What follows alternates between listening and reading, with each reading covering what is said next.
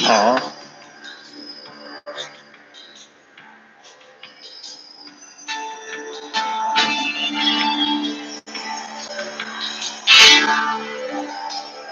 what's going on, YouTube?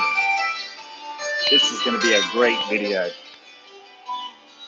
All right, let me stop our little intro music before we get a copyright strike. That happened a couple of videos ago. Now, this video, I intend to leave it up. I know oftentimes on my live videos, I do take them down. I kind of have a general rule of thumb. If I wouldn't want the president of the company watching it or my grandmother watching it, it tends to not stay up. And occasionally I do have some content such as that. But before we get started, let's see who we got in here. All right, Paul Wibbles. Hey, Paul, guess where I'm at? Louisville, Kentucky. And I'm sitting at this fence right here because SEVA closes at 4 on Sunday and does not open till 6. Which means I will be here till at least 6. Unless they come early, which really don't happen. What's up, Big Money and Stephen Tucker, Horsefly, Officer J. Rolls, Vintage Trucker, Tommy Creamer. Hope you had a great Thanksgiving. I did have a good Thanksgiving. Jason Raleigh, John Plank, Aaron, Adco59, and Kevin Smith says, hey, Chuck of Jim, hey, this came from Climbing, Missouri. Hey, like your videos. Well, I appreciate you watching my videos, man. And content's going to change. I know a lot of y'all probably have a hard time figuring out what the heck is Trucker Jim talking about doing now. Well, I'm talking about goal setting. And if you'd like a reference, something that may be fun for you, if you go back on my channel, season 2, episode 17, it was goals 2017. I talked a little bit about goal setting and I'd shared some of my personal goals. I can't say I achieved every goal that I set, but the bulk of them I did. Well, a lot of them I did, as far as all my video equipment and things like that I did. But for I didn't actually sit down and do written goals for 2018. And looking back, and I kind of knew this going in, and I was okay with. I mean, I had some things in mind, but I knew 2018 was more of a time to put myself in a position to really do some big things in 2019. It wasn't quite my season for, great growth. I had to let my roots grow a little bit. I had to get better planted, in South Carolina with GMP trucking, with, my video talents as far as, kind of stepping up in editing software and equipment things. I had to let my roots strengthen at that. And this year the roots have gotten stronger. And also I'm a Chevy man, which get excited about that. There'll probably be there's going to be an edited video coming soon that's going to be titled something to the extent of preparing to set goals in 2019. I want to try to have it up before December 1st. It's kind of a personal deadline that I put on there.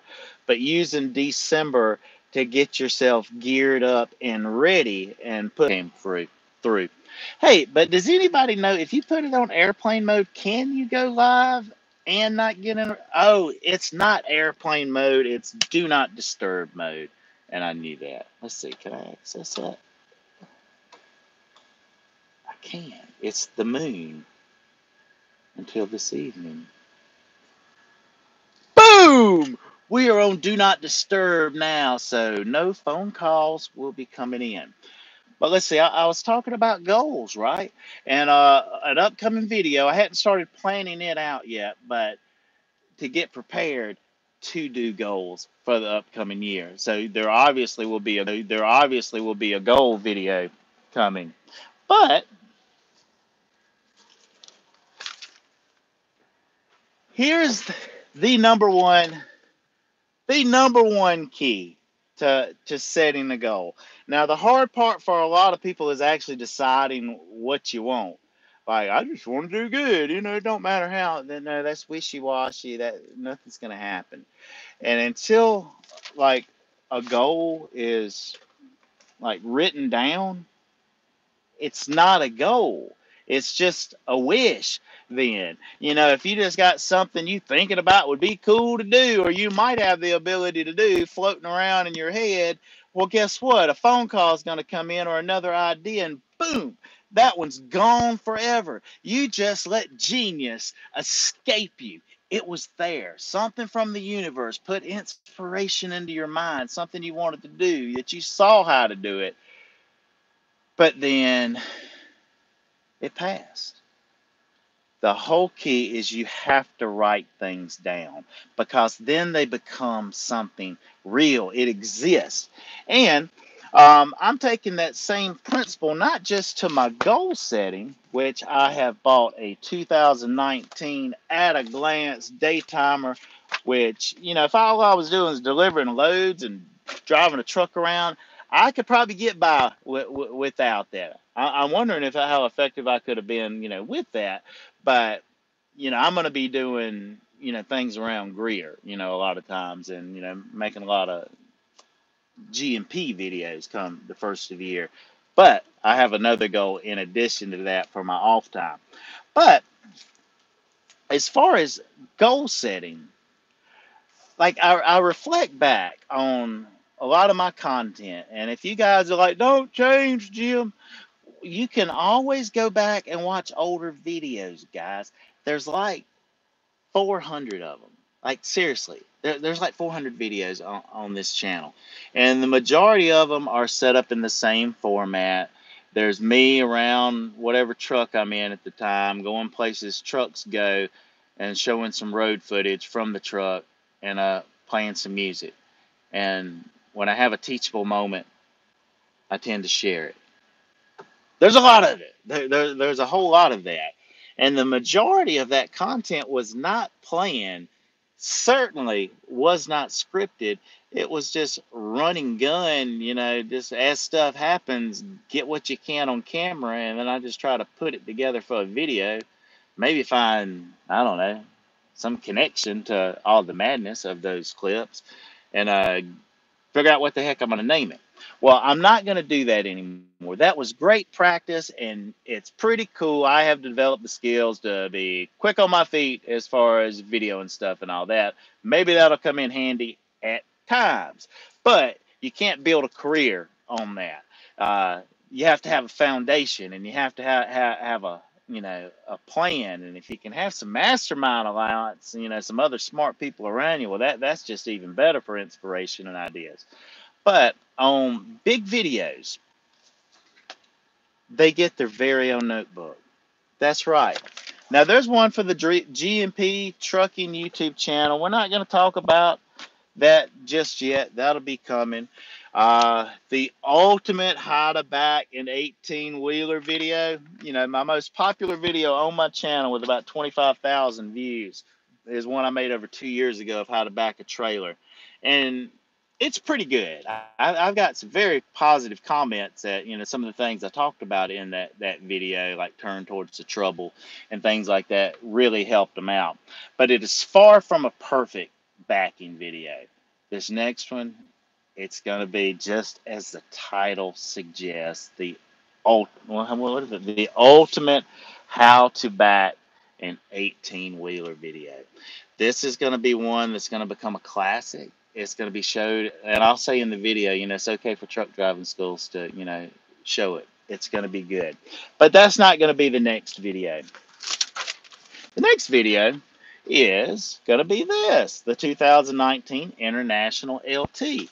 And, I've got 1, 2, 3, 4, 5. I've got, about 5 pages started that I'll have the video planned out, pretty well storyboarded, know the shots I want to get. And yes, there will be drone footage. But I'm going to go ahead and tell you guys, like I I've watched probably 4 or 5 other videos that others have did on this same truck, and I have learned a few things that's going to make my video better from watching it. But this one, and I don't know. It may be 2 weeks from now before I have it ready because it's not something I'm gonna rush. I've started using my hard drive now. I've deleted a bunch of stuff. I've got like over 100 gigs of freed up memory on the Mac now, which is awesome. It was full. It was like, Jim, I'm full. I have no memory. But now it's over 100 gigs. I've got stuff backed up, and I have got you got. I don't even know how much road footage that I've recorded recently. You know, that kind of footage from the truck. I do it with my iPhone where you see the bridges, the rivers, the cities, stuff like that, mountains. I've got a lot of that. I used a little bit in that last regional video of the gorge, but I've got the other way coming from the gorge too. A lot of that, but instead of trying to pack all that into one movie or whatever, I hadn't done, I've set up the file for road footage, but I haven't started importing footage to it. But I'm gonna have a good old library of all kind of road footage. So whenever I want to put a video together, there ain't no shortage of road footage to, go from one transition to the other. But that's what's gonna be happening in December as far as me to put myself in a position to start out really really great as the media director for GMP Trucking. Cause I tell you this, guys, I don't have like a 10-year contract with them, okay, on this. It is a trial basis for 90 days. Now there's a salary that's involved with it, which I'm happy with, but it's a 90-day trial thing. So what I elected to do is focus wholeheartedly on this. Absolutely, the first 90 days to blow their expectations out of the water. So there's like removes all doubt. Would we ever want to not have Trucker Jim as a media director for GMP? And that answer is going to be absolutely. We want him. There's that. God sent him here. But I do have plans after that, and I don't. I probably should. I'm not gonna reveal it in this video, but it won't sound like too far and like, oh, I've never heard you mention that before, Jim. It's all in line, but I found my passion and my big, big, big, big goal. Like some people just want to like get their own truck or have a 10 truck trucking company. That ain't my goal. It's not. I have zero desire to do that. That's awesome for a lot of other people, and I had contemplated going that route. And then I'm being led a different way. But maybe in an upcoming video, I will share the big, big, big, big goal. But making this cool truck review video, getting GNP's YouTube channel heading in the right direction. So 3 years from now, there's a waiting list to come drive at GMP because it is going to be a premium spot for company drivers and owner ops too. We lease trucks. You guys will find out, you'll find out all the good things about GMP as this channel comes up. So I'm not going to spend all my time doing that now because I am not officially on the clock as of this moment. So for, December, I'm going to work on a couple of things so I have some things ready to go and boom, be on the channel as soon as it goes live early January. But we're going to focus on some goal setting and some Trucker Gym content between now and the years is going to be the biggest focus, and getting ourselves in a position to win in 2019. Now I've only got 12 likes. It would be kind of cool if there was about 4 times that. All right, I'm gonna vape a little bit if you guys don't mind. Fish catcher. Somebody's at the lake. Pictures of a boat, vintage trucker. Somebody, do you guys like the glasses? I tell you, I like the glasses because I can freaking see with them, especially when I'm trying to read something small, but also driving. I see better. I mean, I can see without the glasses. I ain't gonna like trip on my own feet or anything, but I can definitely see better with them, and I wear them a good portion of the time. Let's see. David, not hey, I appreciate it, David. He said it's good content. You've left several positive comments over the last couple of days, and I I don't know if I've replied to all of them or not. You know, I try to reply back to your comments, guys, but I am far from 100% perfect on that. But I appreciate you watching, man. Aaron K says, chilling, be missed talking to you guys, man. How's everything going? It's going good. Hey, but if you'd ever, you want the opportunity to like talk to me live or talk to some other truckers like myself, there is a Zello channel. There is no membership fee to the Trucking Journey Zello channel. Some of the ones are starting to charge like $15 to get in. But Zello is a hot commodity. I know certain types of creators, well, they attract a lot of bullshit and trolls to them. That's not really the vibe I'm trying to put out. Not that I had never experienced any of that, because, I mildly have, but it has not been, you know, ever been anything to focus on. But anybody that wants to come to our Zello channel, you totally can. I think you got to do some confirm your phone number. I just checked the box on that. I don't really know what it means. But none of your phone numbers or anything like that will be sold to anyone or anything like that. It's just kind of a modern day walkie-talkie type of app that you can put on your phone. It works best if you have some kind of Bluetooth device working the other, because it will pick up background noise, especially if you're going down the road. But that is Zello, Zello. If you don't know what I'm talking about, ask somebody else. They'll tell you it is not rocket science. James Smith is in the holiday spirit. Let's all hit the like button. There you go. I agree. I'm kind of in the middle of trucking. I am currently logging sleeper berth, even though I'm sitting in the driver's seat. But we'll head back to the sleeper berth here shortly, people. There's things happening back there, too. Um, Damn, I got to find out what he'll why. What my why is? Oh, I've got a big why. Big, huge, huge why. And I tell you what, if it gets to the point where we have a 60% view to thumbs up ratio, whatever the math is on that, at any point in this video, I will tell you guys my why today. But if, we say it's 16 likes, it'll just be for a more interactive audience and what you mother truckers are. Okay, we had a troll in yours yesterday. Yeah. Like, I don't mind letting the trolls speak a little bit and asking them questions. Just because somebody don't agree with you, don't mean they a troll. And I always remember that. Because sometimes you can learn stuff from other people. What's up, David Legit? LTL trucker from 252. Boom. I talked to a friend of mine from the 252 a while ago. Bruce Martin, his name. Big Gamecock fan. He's kind of like the head guy over the hospital there in New Bern. And I was trying my dangest to get like insurance benefits into the hospital employees, but I couldn't match the stuff Bruce had already found. He was super good at his job, but he's retired now, and Clemson and Carolina played yesterday, so we were chatting about that a little bit.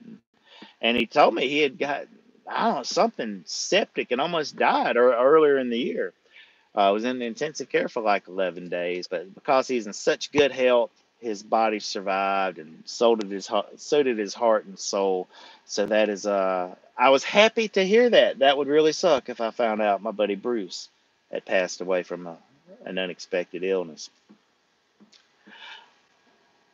But Carolina, y'all, like the final score is like 35-52 or something like that. But we went for it on 4th and goal 3 times. Only got 1 touchdown out of it. We're playing one of the best defenses in the entire country, and our quarterback threw for over 500 yards on it. If we could have just stopped their offense at all, it would have been a very, very close game that we possibly even could have won. But it was a great game, but I watched it by myself here in the truck. I didn't go out to a bar, go out to a friend's house, and I was working on getting organized, getting my thoughts together, and setting some goals. Saw Elvis yesterday. That was awesome. He was actually with me when I got my stuff from Staples. I got a little flash drive too, and he got some things from the dollar store, and we went and had a little lunch together, but he is on his way to Texas. I think he's probably shut down in Alabama right now. Will be delivered to Houston in the morning. hey, we actually have a 50%. No, I said 60%. Okay, so sorry. You guys hadn't liked it enough. But if we can get a few more likes going, you guys will earn the right to hear about my big, big purpose of my life, passion, the reason all the crazy things I've been doing and going to continue to do. The reason I'm doing those things is to develop myself so I'm ready for the opportunity to make the big goal happen. So we need about 3 more likes, and you guys can find out what it is. I already have confidence those likes are going to come in, so let me get my prop. It's back in here somewhere. Not there. Um, I don't feel it, but the good news is I've got a spare.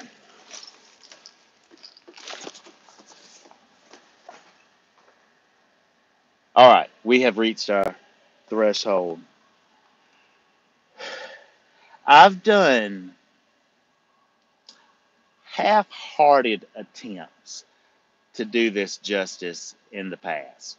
And what I'm talking about is my scroll videos, which come from this book, The Greatest Salesman in the World, which I'm different now because of this. I was 23 years old when this book was first introduced to me. And what was actually introduced is I heard a little section from the book, Scroll 3, the one I will persist until I succeed. That was the first thing I heard from it. But used to, like, during this same time that was introduced to me, I was living in Raleigh, North Carolina. I was working out of an advertising office called S&S Advertising. Brian Sexton was running S&S Advertising. There was a guy named Jan Toberman. There was a guy named Jan. He had, what the hell was the name of Jan's company? Not Full Circle Enterprises. That was Bob's. Not RMD Marketing. That was Mike's. Man, I can't think of what. There was like two of the same business in the same thing, and anyway. But what we did was advertising promotions. We had clients that we did an advertising promotion. There was another person that signed the deal, but it might be for a steakhouse, it might be for a golf course, might be for an automotive center. But basically, what we did, or what the listers did that signed the deal, instead of like Remington Steakhouse or It's Prime Only or Four Seasons Golf Course paying us thousands of dollars to do some kind of campaigns, they wouldn't pay us nothing. Could you imagine closing that deal? But what it was going to cost is in the form of free or discounted services directly on new customers that we're bringing to them. Okay. And with all these new people going, the thought of it is they'll have a good time. They'll go back to work, go back to church, or go back home or whatever, and they'll tell people what they did, or at least they've had an experience. So there's a chance some word of mouth advertising could be generated from it. But the way we did that is we put like a coupon sheet together that we sold door to door for $20. And when I mean door to door, it really means people to people, because well, doors never have $20 bills. Doors can't write you a $20 check, but a person can. But you find people many times behind doors. But sometimes you may find them at the counter, or sometimes you may find them in the parking lot. But it was really about seeing the people. And that had a major influence on the person that I am today. Just the fact of, we took more of a an advertising and promotions kind of mindset towards it instead of a sales. But we totally did sell them, like, if you want one of these, you got to fill this out and give me $20, and here you go. So it was a totally, sales, but we took more of an advertising mindset towards it. But anyway, that's what I was doing at the time when this little book came into my life. And man, it made a difference. I used to run meetings on, certain part of the scrolls, and all the people I train, I promise you, 100% of them knew about this book and stuff from it. But anyway, my passion, and then also the guy who wrote the book, Og Mandino, he used to be an insurance salesman. That wasn't the first thing, because he was a pilot in World War I too. But he ended up being an insurance salesman. Instead of killing himself, he read a book called "Success Through a Positive Mental Attitude" through W. Clement Stone, which started Combined Insurance. Og was an insurance agent for Combined. I also was an insurance agent for Combined Insurance, a territory manager even. I worked my way up a bit with Combined Insurance, and that's what took me to North Carolina to New Bern was Combined Insurance. But the way this book, and I know there might be one of you on here that's read this book, but the way this book is laid out, it starts out a guy named Hafid is a really, really, really old, rich man that's lonely now, losing his zest for life. His wife is dead, but he can't die yet because there's something he still has to do. He reflects back to his humble beginnings as a young camel boy named Hafid that's taking care of camels. And, this takes place like 2,000 years ago in the desert and everything. And, well, I ain't going to tell the. Do you guys want to hear the story? Give me 2 more thumbs up if you want to hear the story of Hafid, the camel boy. I don't see it moving. Somebody that hadn't thumbs up needs to There we go. Well, he was a camel boy, right? Didn't have a daddy. Daddy wasn't in the picture. And he met a girl, fine little thing named Leisha. Well, he was a camel boy. Leisha had a rich daddy. Well, his rich daddy wasn't going to let his pretty little princess marry some camel boy. So Hafid had to step up his game, at least be able to provide for a wife and have, some respectability to him. So he went to Pathros, which is the richest man in the land. They knew each other because, it was his camels he was taking care of.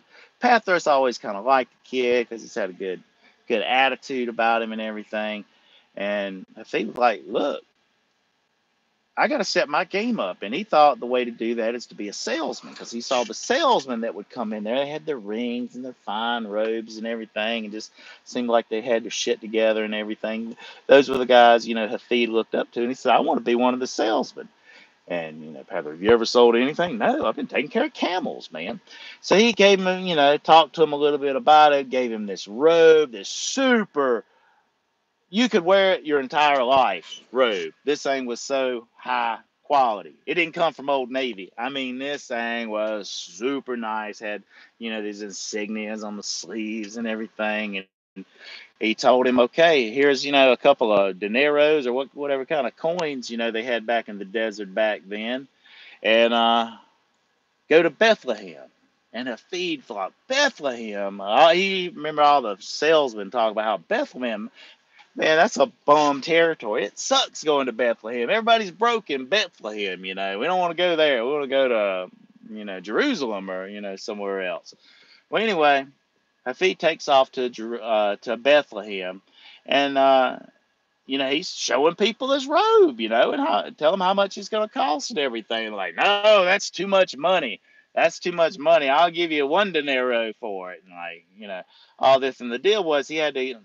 I'm just kind of pulling, and I'd have to look in the book to tell you the exact amount, but 5 dineros is what his cost of it is. So if he, sells it for 20 dineros, and 15 dineros is his profit, plug whatever the number's in, but that's the way it worked. It was on consignment to him.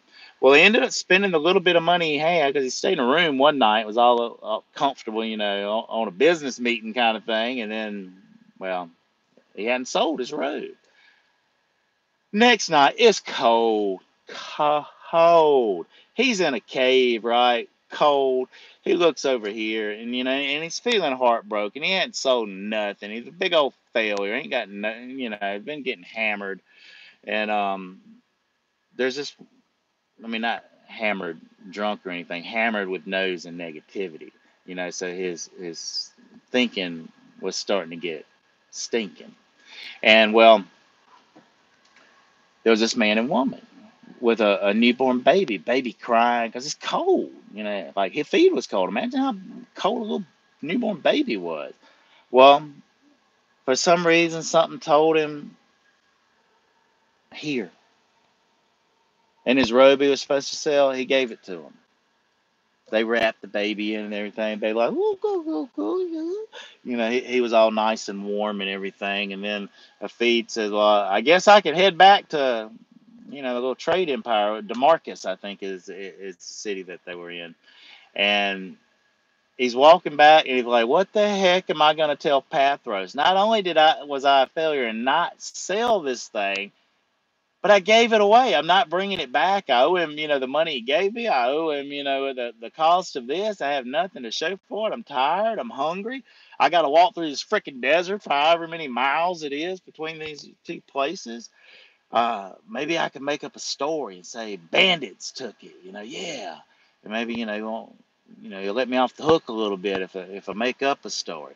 Well, meanwhile, back in Demarcus, Pathros looks up in the sky and this most brilliant star he's ever seen is up in the sky, just shining, well, much, much brighter than, stars normally do. And I don't know if it was a comet or whatever, but as Hafid drew closer, the stars seemed to be following him. It drew closer as well. And as he approached, came walking up the steps, Pathro greeted him and well, they chatted about what had happened for the last few days, and Hafid told him the story. He resisted temptation to tell a lie, to avoid responsibility of what happened. He fessed up and manned up and just told him what had happened. And, Pathros would ask little questions about the sales experience and everything, see what kind of lessons, Hafid had learned through all of that. But during that conversation, and then that sign of that big star, Pathros knew that Hafid was the one he'd been waiting decades for to pass something to that had been passed to him years before. And then, Pathros had to tell Hafid there's some rules about this, okay? Number one is like Fight Club. You can't talk about the 10 ancient scrolls of success. That's like the number one rule of them, and that's the number two rule too. You know what I mean? Well, and also all your wealth from this point forward, you got to give half of it away. Half of everything you make, you got to give it away. And it's like, what? Half? It's like, yes, and you have to believe you'll have more than enough. What did I do with my vape, guys? Hmm.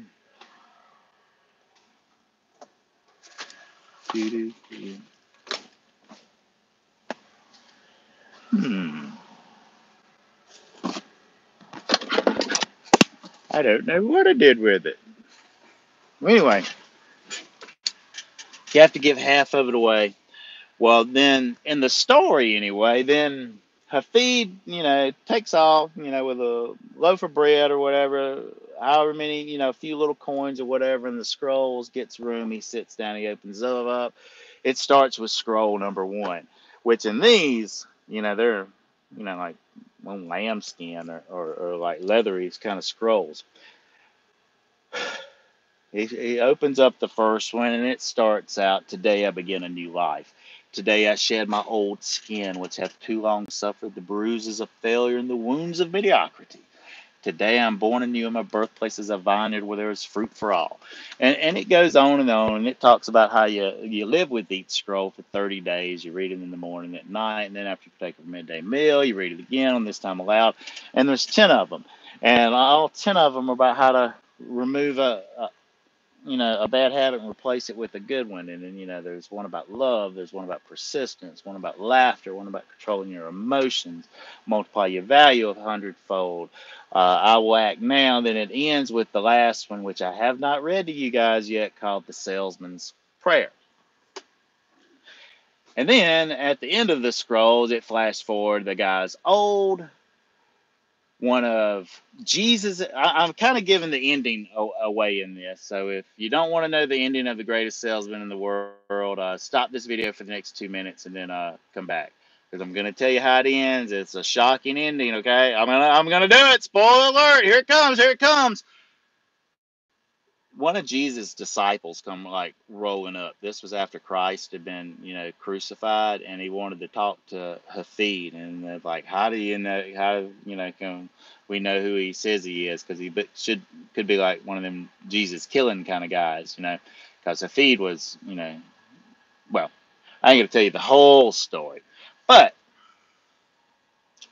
come to find out, that guy, I think it was Paul or Peter, one of the disciples, had Jesus's robe.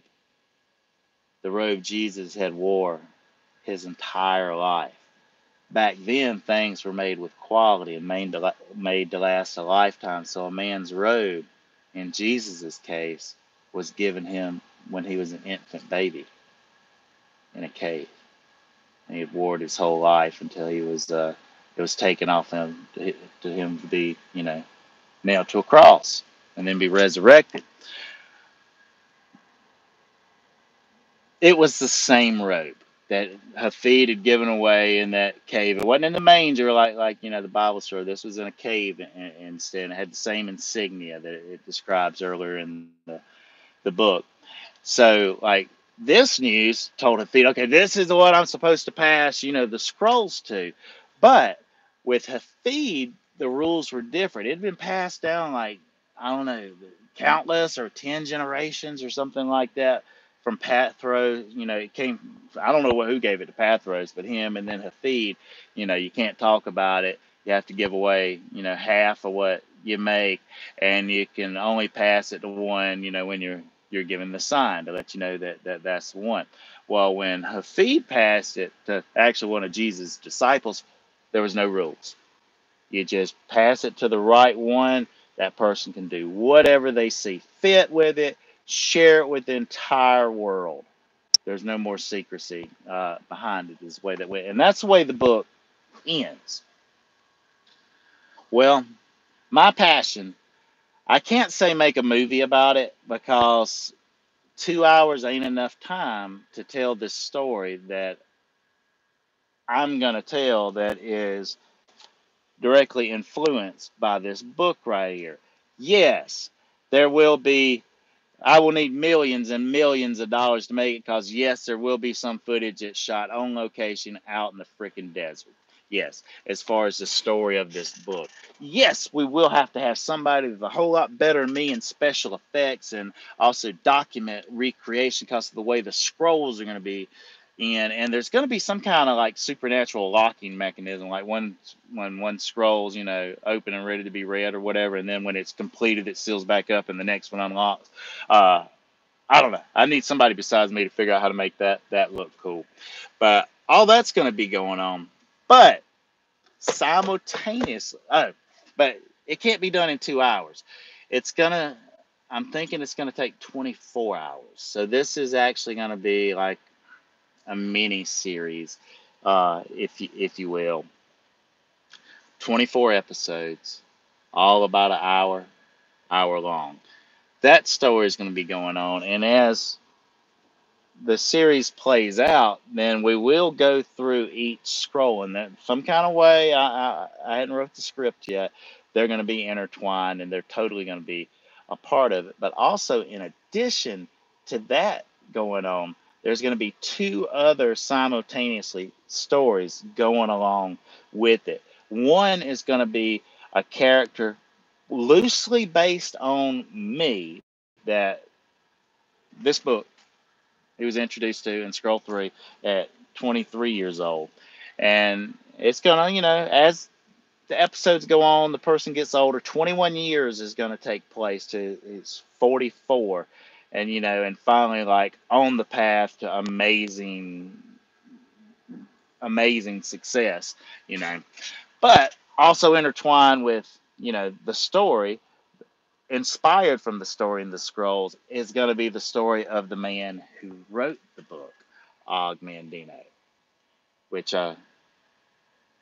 he and the other character both work for Combined Insurance, ironically. There's going to be a lot of other things tied in together, but that's what I want to do. And in order to pull that off, I've got to get a lot better skilled, not at just filming and editing, but this has to be written. So I think maybe I'm going to be at a part where I don't live in a truck when this actual script is going to be written, and I'll wake up at like 3 or 4 o'clock in the morning and write for a couple hours before I get my day started, like the way Og did. But I guess you guys don't know that part of the story. But it's going to be something special, and I'm talking Grammy or whatever the awards will be at the time. But this will be at least 3 years before that part starts, maybe as much as 10 years. But everything between now and then is leading up so that can happen. But that's my big goal. All right. Are there any comments? Top chat.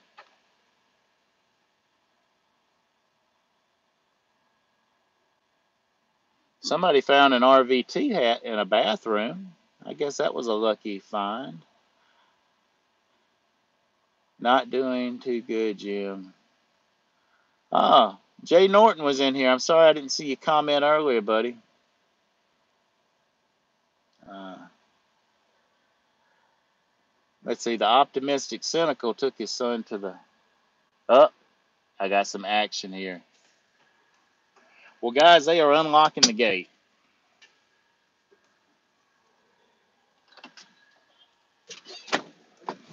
Hey, man.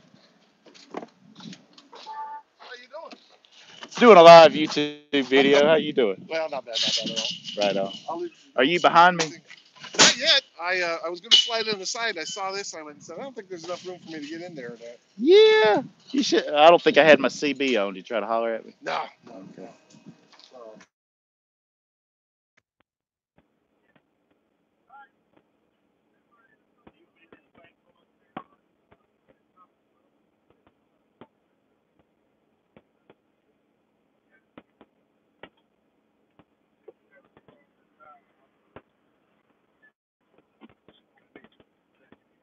There you go. You better just stick it in an open hole or drop it. Okay. And all those are across the end.